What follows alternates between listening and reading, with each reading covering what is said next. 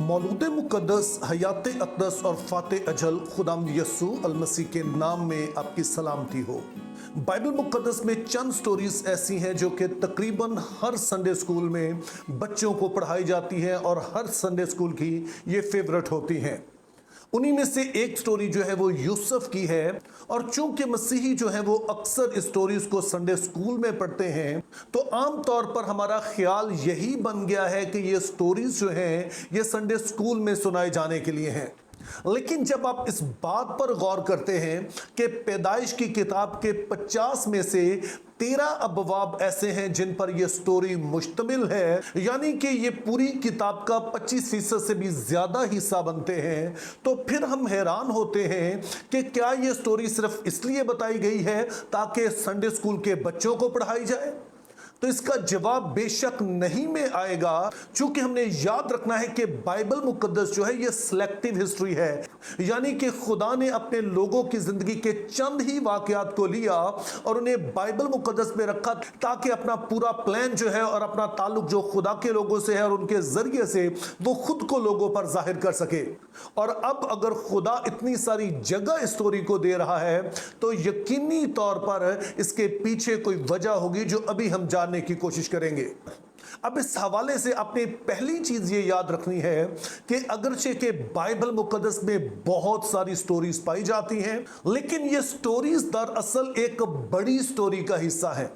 एक ऐसी स्टोरी जो कि पैदाइश से मुकाशवा तक चल रही है, और इसको हम ग्रैंड नैरेटिव कहते हैं, बाज़-औक़ात big picture of the Bible कहते हैं। और फिर ये इनफरादी कहानियां जो हैं, इंडिविजुअल स्टोरीज जो हैं, ये सब मिलकर उस एक बड़ी स्टोरी को समझने में मदद देती हैं। अब जरा सोचिए कि असल बड़ी स्टोरी चल क्या रही है। हम जब पैदाइश की किताब देखते हैं तो खुदा अच्छी दुनिया तख्लीक करता है, आदम के गुनाह की वजह से उसमें बिगाड़ पैदा हो जाता है, और फिर गुनाह के सबब से दुनिया बद से बदतर होती जाती है, और खुदा तूफान नूह के जरिए से सजा भी देता है। लेकिन बाबुल का बुर्ज बताता है कि जो गुनाह इंसान के अंदर दाखिल हो गया है, इसका हल जो है वो सजाएं नहीं है, बल्कि खुदा को कुछ और तरीका ढूंढना होगा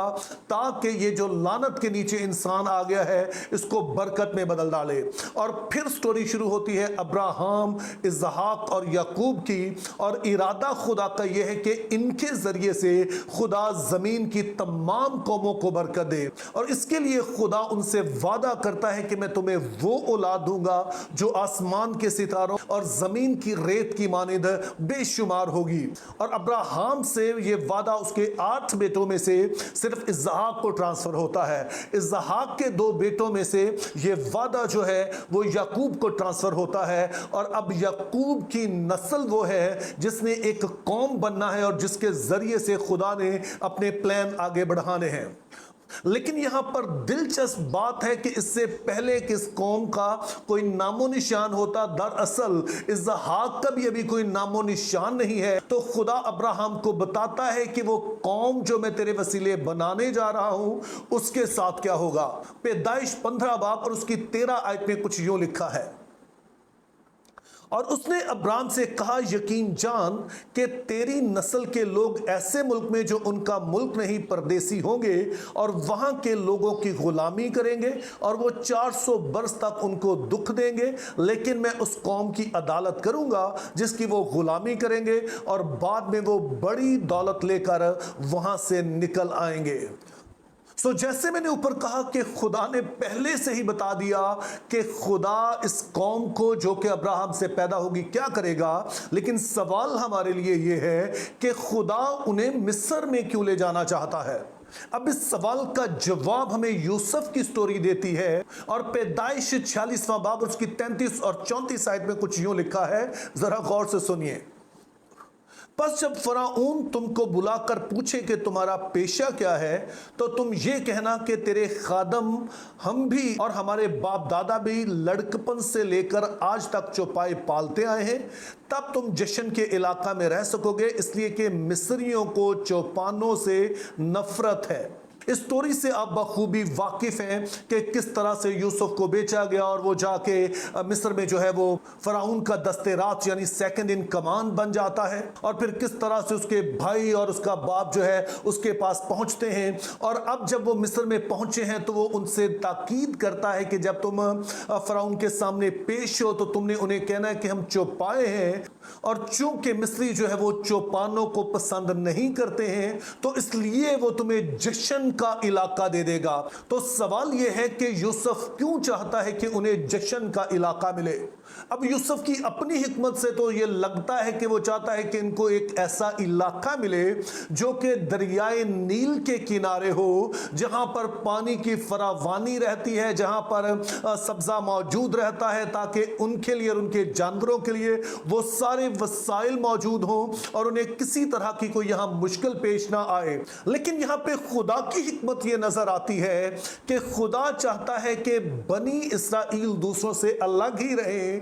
ताकि वो बाकी कौमों के साथ मिक्सअप ना हो जाएं, जिसका बहुत ज्यादा खतरा जो है वो हमें कनान के मुल्क में नजर आता है। चूंकि जब बनी इसराइल थे तो वो एक छोटा सा खानदान है और आसपास बहुत सारी कौमें बसी हुई हैं जो कि आपस में ब्याह शादी करना, उनके साथ मिक्सअप होना कोई बुरा नहीं समझती थी। जैसा कि हम एसाऊ की जिंदगी में भी देखते हैं कि उसने कनानी औरतों से शादी की है। तो इस तरह से हम देखते हैं कि एक छोटे खानदान के तौर पर मुल्क कनान में उनके मिक्सअप होने के ज्यादा चांसेस हैं। लेकिन जब मिस्र में जाते हैं तो मिस्री वो हैं जो कि चौपानों को ज्यादा पसंद नहीं करते हैं, तो इसलिए वो चाहेंगे भी नहीं कि ये हमारे साथ मिक्सअप हो। तो यूं मिस्रियों का ऐसे लोगों से जो जानवर पालते हैं नफरत करना, उनसे चिढ़ना,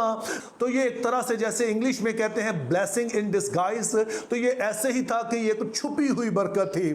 ताकि बनी इसराइल वहां पर रहे और फिर वो दूसरी कौमों के साथ मिक्सअप ना हो पाए। लेकिन जो हमारे यहां पर सीखने वाली बात है वो खुदा की परवरदिगारी है। खुदा ने अब्राहम से कहा था कि मैं तेरे खानदान को मिस्र में लेके जाऊंगा, लेकिन जब वो मिस्र में लेके जाता है तो उससे पहले वो यूसुफ को वहां का वजीर आजम बना देता है, और यूसुफ के वजीर आजम बनने की वजह से बनी इसराइल को वो इलाका मिलता है जो जरखेज है, जो दरियाए नील के किनारे है, जहां पर काल का कोई खतरा नहीं है, जहां पर हरियाली है। लेकिन उससे भी बढ़कर वो मिस्रियों से अलग होकर एक इलाके में रहते हैं ताकि वहां पर वो आपस में ही पले बढ़े और वहीं पर वो एक कौम की शक्ल धारे, ताकि उसके बाद जब खुदा उन्हें मुल्क के मौदा में लाए तो वो इस मुल्क पर कब्जा कर सके।